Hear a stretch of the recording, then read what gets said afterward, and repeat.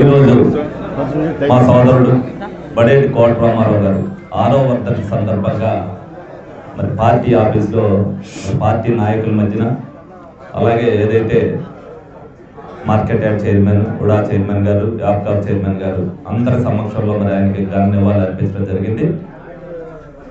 ప్రజాసేవ మార్గంగా మరి ఏదైతే రాజకీయ రంగంలోకి బడేటి కుటుంబం వచ్చిందో అందులో భాగంగానే మరి అనేక సేవా కార్యక్రమాలు ఆయన 5 సంవత్సరాల పీరియడ్లో కూడా చేయడం జరిగింది.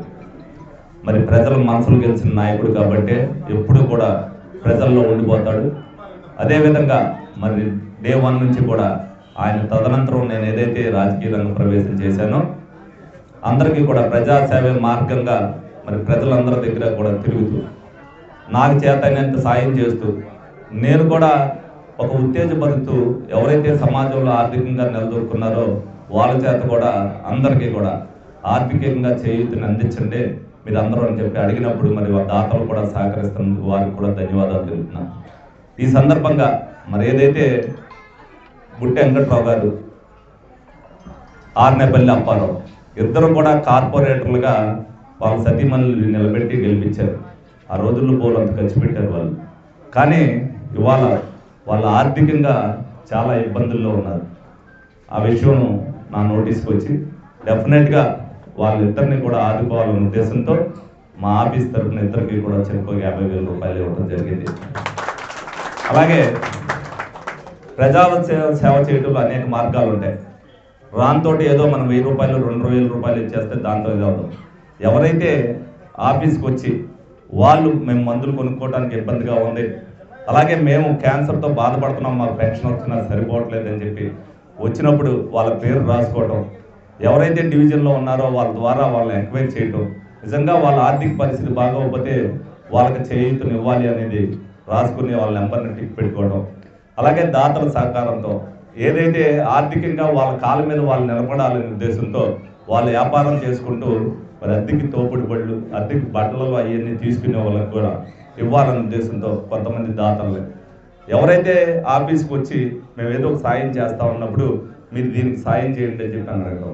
అలాగే ఈ రోజున మరి సరస్వతి హాస్పిటల్స్ తరఫున మరి ఆర్ఎన్ఆర్ నాగేశ్వరరావు గారు 10 తోపుడు బళ్ళు, రాజేశ్వరరావు గారు మరి 10 తోపుడు బళ్ళు బుజ్జి గారి పేరు మీద మరి డోనర్స్కి ఇవ్వడానికి మరి ముందుకు వచ్చారు. అలాగే ఏదైతే జోహార్ బుజ్జి అన్న గ్రూప్ వాళ్ళందరూ కూడా కలెక్ట్ చేసి 1,00,000 రూపాయలు కలెక్ట్ చేస్తే వాళ్ళ క్యాన్సర్ పేషెంట్లకి ఎవరైతే ఇబ్బంది పడుతున్నారో వాళ్ళకి 25 మందికి 4,000 రూపాయలు చొప్పున అందరికి కూడా ఇవ్వడం జరుగుతుంది. ఈ 25 మంది మా దగ్గర ఎప్పుడో పేరు రాయించుకునేవాళ్ళు.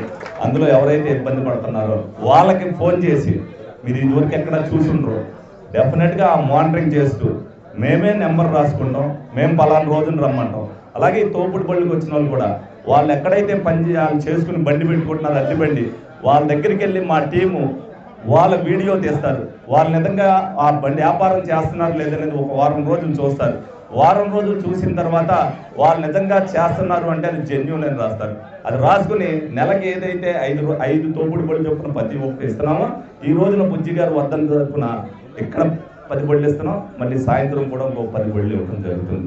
ఇవన్నీ కూడా సేవా కార్యక్రమాలు చేయటం వల్ల ప్రజల్లో నిలబెడతాం. ఎవరైతే ఆర్థికంగా ఇబ్బంది పడుతున్నారో వాళ్ళకి చేయి తెస్తే వాళ్ళు 10 కాలాల పాటు చెప్పుకుంటారు. ప్రతి ఒక్కరు కూడా ఇది చేసేది చెబితే ఇంకో 10 మంది చేస్తానికి ముందుకు వస్తారనే ఉద్దేశంతో ప్రతి ఒక్కరు కూడా ఏదైతే సంపాదిస్తున్నారో దాంట్లో కొంత భాగాన్ని సేవా కార్యక్రమాలకు ఉపయోగించాలనే ఉద్దేశంతోనే ఈ సందేశం ఇవ్వడం జరిగింది. తప్పనిసరిగా దీనికి అందరూ కూడా సహకరించాలి.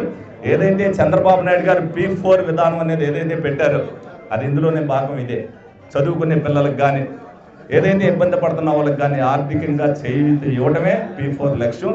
ఆ భాగంగా వీళ్ళందరికీ కూడా మీరందరూ చేయూత ఇచ్చిన దాతలందరికీ కూడా ఈ సందర్భంగా ధన్యవాదాలు తెలుపుకుంటూ మరొక్కసారి బుజ్జి గారికి జోహార్లు.